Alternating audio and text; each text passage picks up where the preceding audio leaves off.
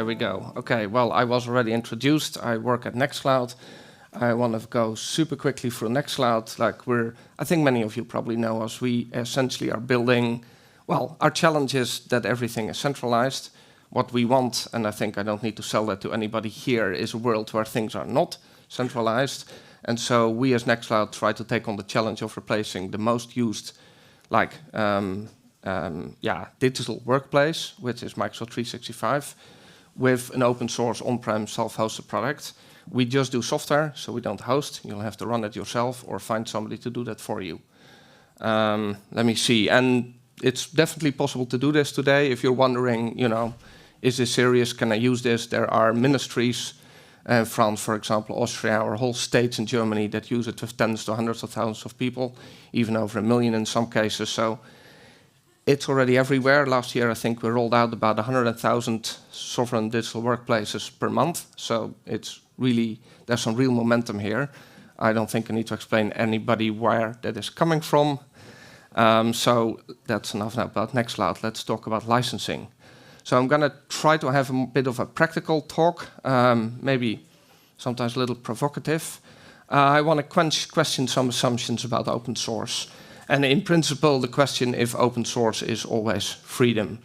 Hence, who's using open source? I know that's going to be everybody, of course. For how many of you does that have to do with trust? Most people, yes. I guess for the others, it might be cost. Yeah. So hold that thought. So what is the fundamental goal of open source licenses? What are they trying to do? Can somebody maybe just shout something or wave and then shout? Some thoughts? What do they do? Nobody wants to say anything on that? Come on. Tell me. Well, it depends. There are a couple of levels, I argue, of openness. So it depends if we're talking about partially open or truly open. So there are tiers, I'd say. Oh, I was hoping I would bring the nuance, but thank you, you already did that. So he said there are multiple levels to it, depends how open the license is. Yeah, I mean, it's being public. It's earlier people talked, well, everybody raised their hand pretty much, or 2/3 raised their hand on freedom. The others maybe on cost. I think a lot of people also like open source because you can contribute to it, right? That plays a big role as well. I would say that the fundamental goal of the GPL is to move power. I am behind with my, that's not really helpful. Give me a sec, maybe this I can see better. Yeah, I am every time one slide behind exactly. The question was what makes a project really open? And then I wanted to ask what is the goal of the license? Sorry for my mix-up. But I think the goal of what at least the GPL does is that it moves power. It moves power from the vendor to the user of the software. I think that is the key thing that it does. And this move of power is, of course, well, that's because you have the ability to run, study the code, change it, share it again, right? These are powers that normally only the vendor has, and it's moved from vendor to user.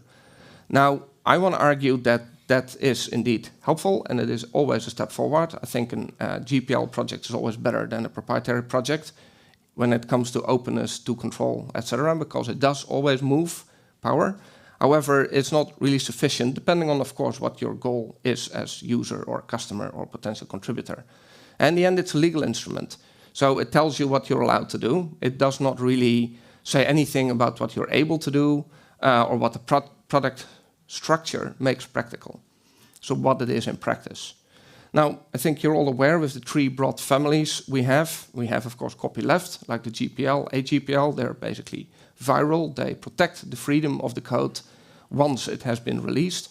Then you have the permissive licenses. It just showed the others already. So that's MIT BSD, do as you wish, including making it proprietary. And there's, of course, a bit of a gray zone, licenses that look open but have certain restrictions, maybe anti-business restrictions or other limits. Blocking cloud providers is a very common one, of course. And the OSI, the Open Source Initiative, they does not consider these licenses open source, but of course, there's still this degree of open washing, right? Some projects really deliberately blur the line here. They might be trying to protect against AWS-style free riding. They might be, trying to better monetize the software. But yeah, in the end, it's a license that is not open source, and it's important to know what you're getting when you use open source. A quick question. Hans, who thinks that the MIT BSD-style licenses are more open than GPL, and then I'm going to ask the other. That's very few, okay. And who of you thinks that the GPL is more open than the BSDs? A lot more hands, but still a lot of people are like, I'm on the fence, it's more complicated than that. Of course it is, yes. No, definitely true. I do think that a permissive license on a really community-run project, for example, and I'm going to try to illustrate that later, can be more open in practice than the GPL on a very corporate-led, drop the code every now and then project. So it's really, it depends. And so I want to do a bit of a thought experiment. I'm going to display 3 companies, and on paper, well, they're all using the GPL, so they're identical in theory, right? But in practice, they're going to be wildly different. So let's walk through them quickly. So project A, GPL. Well, I actually have a nice graph that I made of the 3. So let's just go through it this way, slides on it. So project A, the code is technically available, but it's hard to build. You can't contribute, you can't participate because they don't take pull requests. Basically, they just throw code over the wall every 6 months or every year when they do a release.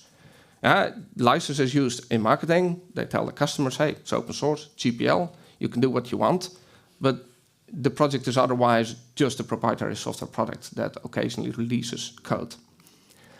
I think it's better than fully proprietary software. But there's still a long way to go before you're really open. So for example, company B does a little bit more. So development is visible. They actually put the code in GitHub. You can see the developers' work. But it's still often code drops.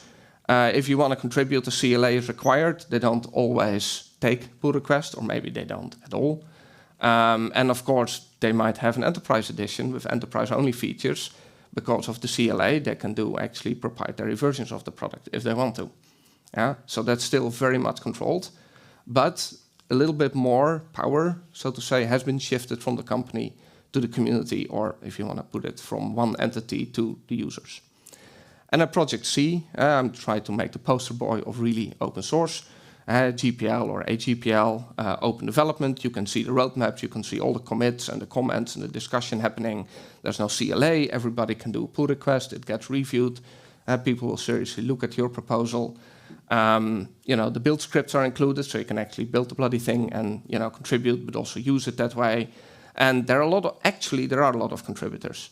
And I think this is a thing to keep in mind, like a project without any actual external contributors, that means there's no knowledge of the code base outside of the one entity that develops it. And that's actually quite bad if you want to do something else with the code. Because of course, this is why we care about all these things. It's the fork test, right? The practical freedom test. Can you fork it? And this fork option isn't just because it means that you can decide to go in a different direction than the project, but it also keeps the company or charity or whatever is behind it honest. Because if they know that at any point somebody can come and fork it, well, that creates a certain discipline. Better not piss off those 150 contributors, because otherwise, well, we have nothing, they walk away, we lose a lot of goodwill, we lose a lot of help. So it changes the behavior of a company, just like being watched, as you might know in this, we're slowly building surveillance state here in much of the Western world as well. You know that being watched changes the behavior of people, right? And when you're not being watched. And open source does the same. A lot of studies show open source code tends to be more secure. Why is that? Well, people are watching. So you will change your behavior a bit. Doesn't mean that every to-do can always be fixed, but it does create a certain discipline, a bit more attention on bad things. So it's a government mechanism, not just technical or legal. Right? It changes behavior without legally changing it. So I'm saying the 3 things you need, the code, well, all 3 pass. The ability to build it and to know how it works. Only B and C kind of pass, because development is more or less open in B and C as well. But only with C is a real community that knows the code base, who could fork it. And that makes quite a difference. So that also then shows you the lock-in mechanisms that exist beyond the license. And they're not in the license, they're not relevant for the license, but they're very important. A project can be GPL, and still you're completely dependent on what you can do. I know there have been companies in the past whose business model was essentially to, yes, they published the source code, they worked in the open, but they made it so incredibly hard to actually build the code and then distribute it that people essentially ended up paying them for binaries. I don't think it's a good business model because it means you also create a huge barrier for contributors. You also create a huge barrier for home users. But, you know, it's a business model and there are still some companies that go that way.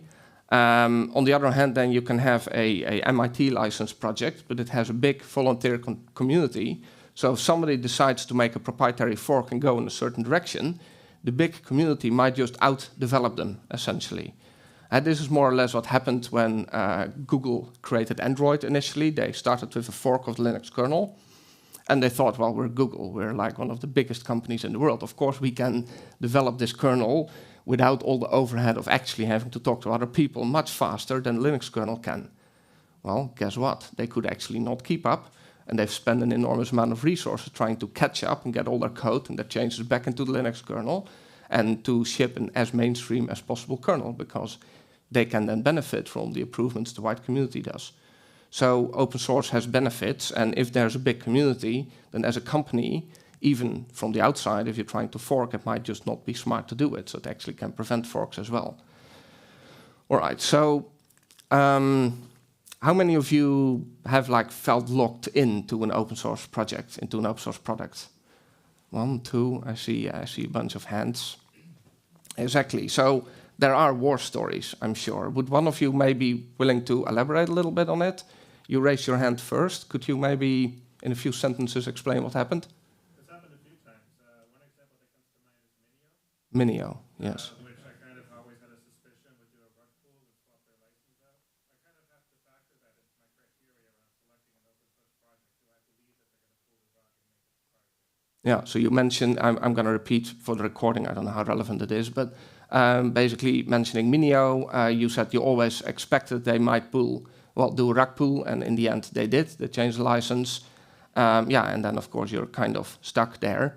Of course, luckily then there are people who will then fork and create a new project. But of course, the more close development is, the criteria we looked at before, the harder that can be, and that creates a barrier, allowing then the company to do less nice things and therefore maybe monetize better, which is of course very relevant when you're thinking of venture capital-backed firms that, have a lot of pressure to squeeze out basically value.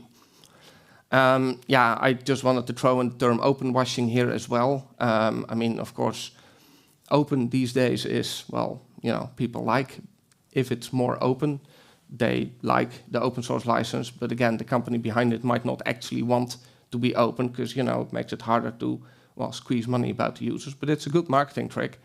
And that's where you get open washing, open core, and other license shenanigans.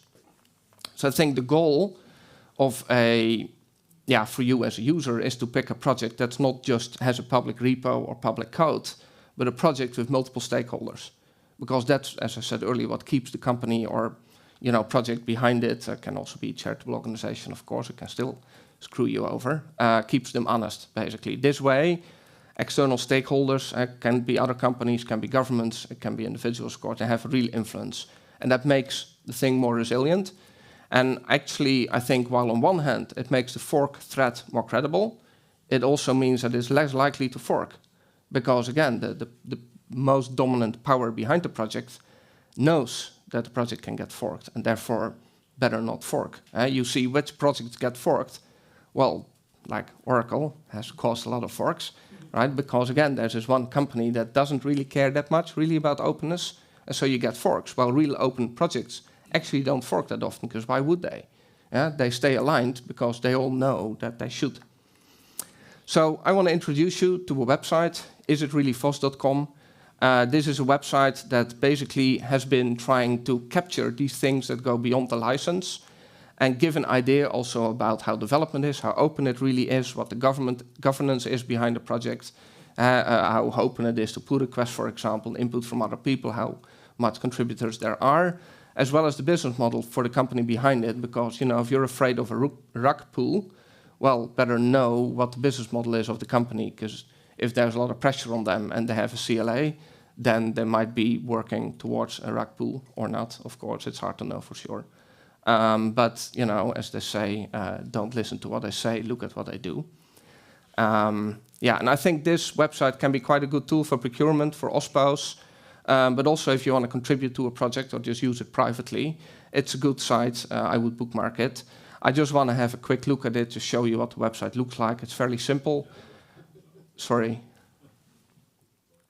Yeah, you can just see the different projects there. They have some interesting cases which I quickly want to show. So one is, for example, only Office. They are technically under an AGPL v3, but they've added some clauses to the code. There are a lot of binary blobs in the code base and compiled JavaScript. They basically don't take pull requests pretty much at all. So it's essentially the code drop kind of model. Yeah, and a CLA, of course, in case you would want to contribute. But again, as I said, they pretty much don't really take contributions. And then there's a shenanigans with the license where they basically say, hey, if you distribute this, you must show the logo. And by the way, you don't get permission to use the logo. That's a nice one, isn't it? Very creative, I thought. Other project, Windmill. Again, you can see the issues. So on the bottom, you can see the concerns. They're mixing it, they're open core, they're doing various shenanigans. You can look up on the website a little bit about all these examples. And of course, I also wanted to show a good example, Mastodon, for example. They're developing in the open, fully AGPL, no weird license things, no weird stuff. And then you have one that is not open. Yeah, they have a custom license, which is not OSI approved, so it has these limitations there. Basically, it's open washing example here.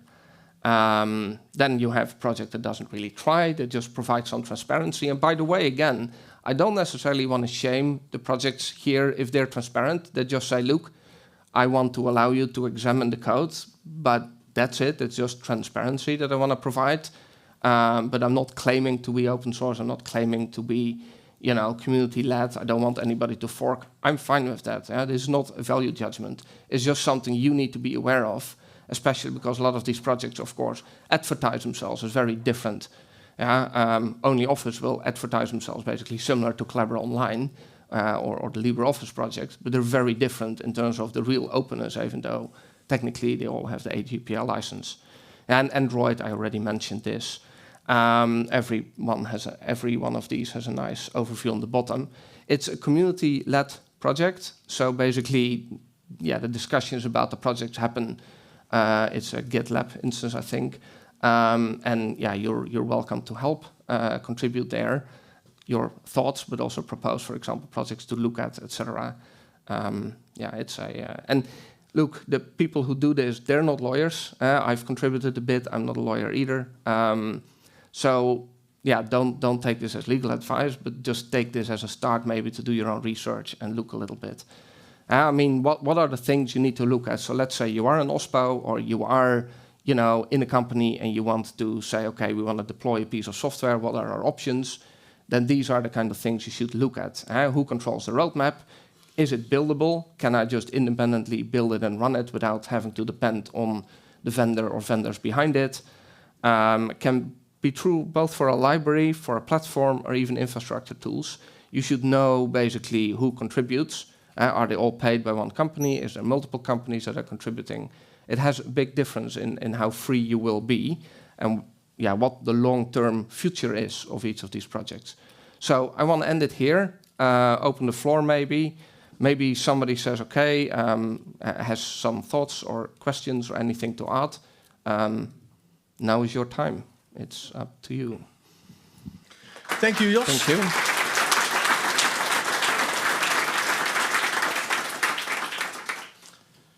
Now, does anybody have a question? Yeah. There's a hand already. Hey, thanks. So internally, I tend to call these kind of discussions risk evaluation, because in the end, for a company, that's a kind of business risk if we depend on certain kind of stuff. And the stuff that you mentioned are really well understood for the last 10 to 15 years. but there might be more or other risks. And I'm looking for basically other companies willing to share their risk evaluation criteria. Because there's probably like 30 things on my mind, and the companies I've talked so far to, none of them want to share those kind of criteria publicly, which makes my job quite hard to discuss those kind of criteria, because I have to come up with more than those 5 that you mentioned. That's really interesting. So that sounds a bit like a call for OSPOs to get together and discuss the criteria on which they judge open source projects. Yeah. Yeah, I mean, I'm guessing your approach is like, I mean, for some of these, it's not so hard, right? You can see on GitHub how the roadmap goes. You can see how many people contribute, who's paying them. You can puzzle out as well. It's hard to put hard numbers on it, but often, well, it's not like there are 50 projects to choose from. Usually there are 1, 2, 3, and you can do. But this is interesting. Maybe trying to think if there is a venue to discuss these subjects. Yeah, maybe not a question, but this could be interesting. Does somebody have a suggestion of where this could be discussed? The chaos. Community. The chaos. The chaos Computer community Club. Okay. discusses those parameters. Those, and I think there was also a business discussion last time. So reach out to Cornelius from DB Systel. I think he would be good to contact. Cornelius Schumacher. Yes. Yeah. Well, Cornelius Schumacher. I mean, you know him, so that's an easy one. Yes. Okay. Is that public? Those discussions? Yes. Okay. Well, there you go. Sounds like a problem solved. Worth it. Anybody else? Questions? I have one at two at the front, one in the back. Hi there, cheers for the presentation. I come from the open LLM communities, and it's a completely different part of the OS environment. I feel like we've got OS here and OS AI out here, and all the principles seem not to apply to open LLMs. Let's say, can you build it yourself? Kinda, but you don't have access to GPUs, to supercomputers. Who contributes? Mostly there are a couple of tech leads who've got those keys to supercomputers and who push the button to train. And, well, I feel like I haven't seen a large language model community, not the small language model, because those you can train yourself, but those working on large language models, it's always some kind of a, I don't want to say mafia, but mafia. Is there even a vision for the true open source LLM? Because I have none right now. Yeah, there's been some discussion about it, of course, and the OSI has been trying to create criteria, and there have been others working on it as well. The way I see it, it's very similar to open hardware, which 20 years ago was like not really a movement that you would expect to go anywhere. I mean, who can build a CPU, right, as a community? And yet today, the open hardware movement has really evolved, and there's some amazing stuff happening there. The day before FOSDEM, 2 days before FOSDEM, there were the Open Source Awards. I don't recall the exact name, but 2 days before FOSDEM they did this. And one of the winners was an open hardware person pushing open hardware, basically, or 2, I think. There's really something happening there. So in time, these things tend to democratize in big part because people like you push on it, right? Like there will be things possible. But it'll take time, especially given the hardware requirements at the moment for LLMs. Yeah, that's a tough one. But again, that was the case with open hardware too, and they found solutions like, wafer sharing, for example. It's now possible for relatively, for a student or for a university to develop a chip design and wafer share to get this printed for a very reasonable cost together with other universities and other projects. So I think it'll come. It's all still very new, right? So, yes. Yeah, thanks for your talk. I have, in my opinion, or from my perspective, there is another point, an important point to have a look for. It's the hosting platform. You mentioned GitHub in the project examples. So from my perspective, it's a centralized closed platform, and perhaps it is not a good idea to host there if you really want to develop free and open source software because of the kill switch button. Yeah, I tend to be a very pragmatic person when it comes to tools. I'm happy to share stuff on LinkedIn, even though, well, I'm not a huge fan of the platform. I remember in my KDE times a very long time ago, I actually introduced Google Docs to collaboratively work on documents simply because it was the best that was available at the time. But later Etherpad came out, and of course we switched to Etherpad. And it's, I think, similar with the open LLM movement. I think you need to find a pragmatic middle ground. GitHub, at the moment, there are now alternatives that are building and getting better and better, and they're definitely maybe not fully at the same level, but I'm personally keeping an eye on those to move projects I care about there. I would say it is also important to use the right tools and get the benefit while the open alternatives aren't there. Because, I mean, you know, we can't all solve all problems ourselves. You know what I mean? Every project has to focus on what they can fix. And, you know, you can't say, hey, I want to build a project to do X, but let me also fix, you know, the infrastructure and fix, you know what I mean? Like, too much can be, yeah. So, in principle, I agree it would be better if, but I think that, you know, if as a project you try to have the maximum impact, you should try and use the best tools for now. While you can, I wouldn't be too extreme in it. Sorry, it's... No, that's certainly, absolutely, yes. All right, one more question. Just a quick follow-up to two earlier questions. Of this one on Forges, as somebody who represents a competitor to GitHub, just want to add that the main thing these platforms need is your vote of support, more so than improvements to the software. The software is mostly there, and helping with the network effects is the really big challenge. And then to add to the earlier question about where to talk about things like risk assessment, another place would be the writefreesoftware.org forum, which I think is kind of purpose-built for this kind of conversation. Just wanted to add that as a possible venue. Thank you. Yeah, just another question. You showed really nice that the different aspects which make project A, B, and C more or less open source. I wonder, how do you regard the availability and freshness of documentation, especially architectural documentation?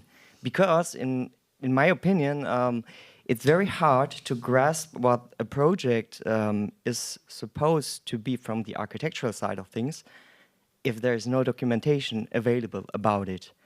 And there are studies that show that architectural documentation is missing. So how do you regard this from I the think up perspective of until openness? about a year ago, I would have agreed with you. Today, well, one of the things that the big LLMs are really, really good at is explaining code.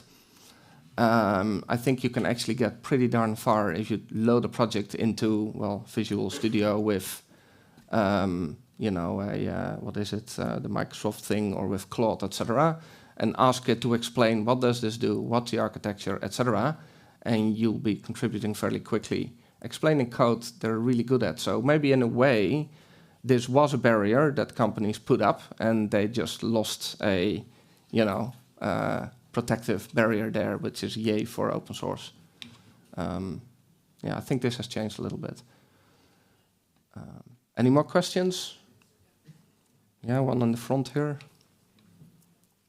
Yeah, I wanted to ask, because in the website I see that you also measure or take a look at VC funding as a factor of risk or not open. Yeah. And I'm wondering if you could elaborate that a little bit more, like...